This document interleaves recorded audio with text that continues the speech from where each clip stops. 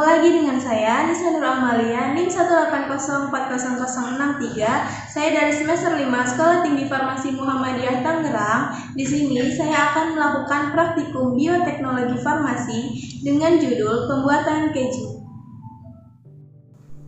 Keju adalah sebuah makanan yang dihasilkan dengan memisahkan zat-zat padat dalam susu melalui proses pengentalan atau koagulasi. Proses pengentalan ini dilakukan dengan bantuan bakteri atau enzim tertentu yang disebut rennet. Susu dapat dihasilkan oleh hewan selain sapi, yaitu susu unta, kambing, domba, kuda, atau kerbau yang digunakan pada beberapa tipe keju lokal. Untuk alat dan bahannya sendiri, di sini ada alatnya panci, baskom untuk menempatkan air gaduh, lalu ada wadah atau cetakan, ada kain saring, dan ada sendok. Untuk bahannya sendiri, di sini ada air cuka, ada garam, dan 500 ml susu full cream. Langkah yang pertama, siapkan susu dan panci. Kemudian susu dituang ke panci.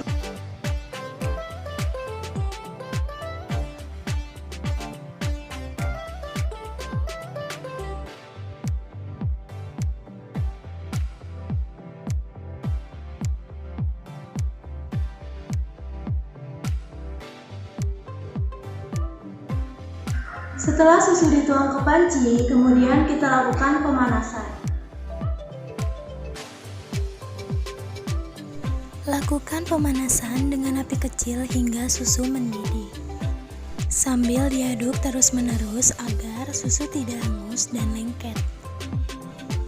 Tujuan dari pemanasan atau pasteurisasi ini adalah untuk mensterilkan susu dari bakteri atau mikroorganisme lain dan agar bakteri asam laktat seperti Streptococcus dan Lactobacillus dapat tumbuh. Bakteri ini memakan laktosa pada susu dan merubahnya menjadi asam laktat.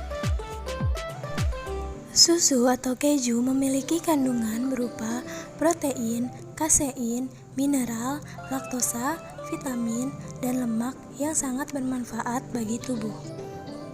Isi kandungan keju berupa protein sebesar 10-30%, mineral ada kalsium, fosfor, dan seng. 1 ons keju sama dengan 200 ml mineral.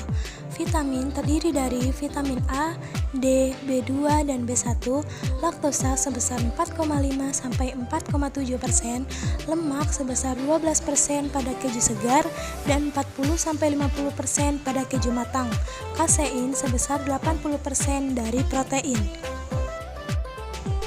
Setelah susu mendidih, matikan kompor dan masukkan 5 sendok makan cuka ke dalam susu.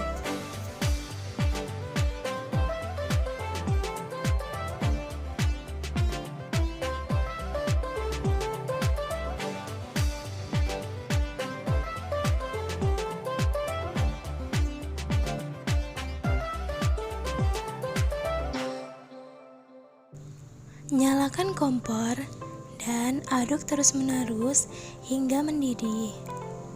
Lalu matikan kompor. Bakteri rennet di dalam cuka ditambahkan ke dalam susu yang membuat tingkat keasaman meningkat, sehingga zat-zat padat dalam susu seperti protein, kasein, mineral, lemak, dan vitamin menggumpal dan membentuk 2 lapisan, yaitu air dadih dan dadih. Jumlah bakteri yang dimasukkan dan suhunya sangatlah penting bagi tingkat kepadatan keju, serta dapat mempengaruhi kualitas keju yang dibuat.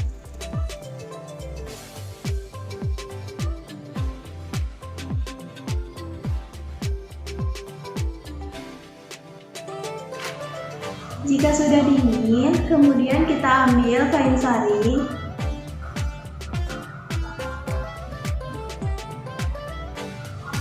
Dan letakkan pada baskom.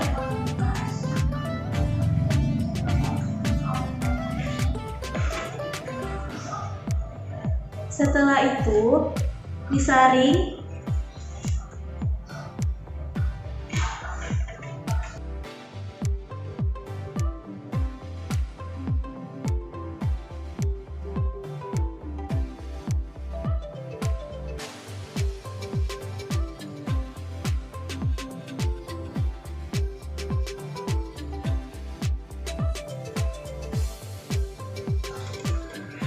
dan diperas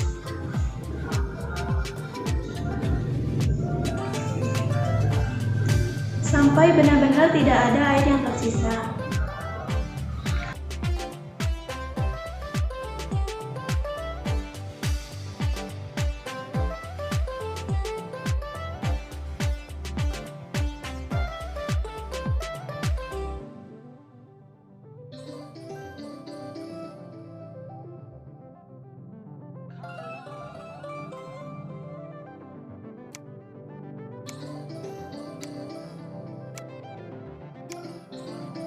Setelah diperas, ini air dagingnya dan ini ampas dagingnya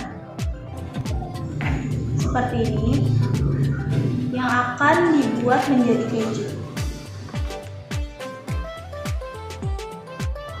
Setelah itu siapkan garam, kemudian beri ampas daging dengan garam secukupnya. Mungkin saya pakai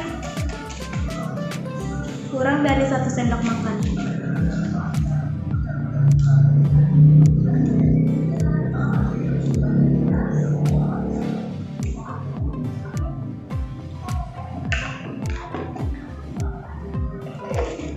Kemudian diaduk.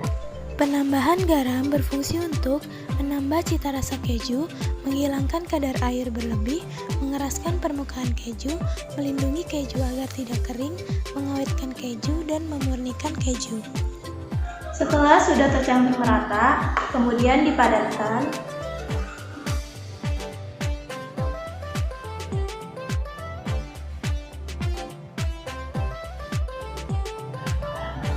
Jika sudah dipadatkan seperti ini, kemudian disimpan di dalam kulkas dan didiamkan selama 24-48 jam atau lebih.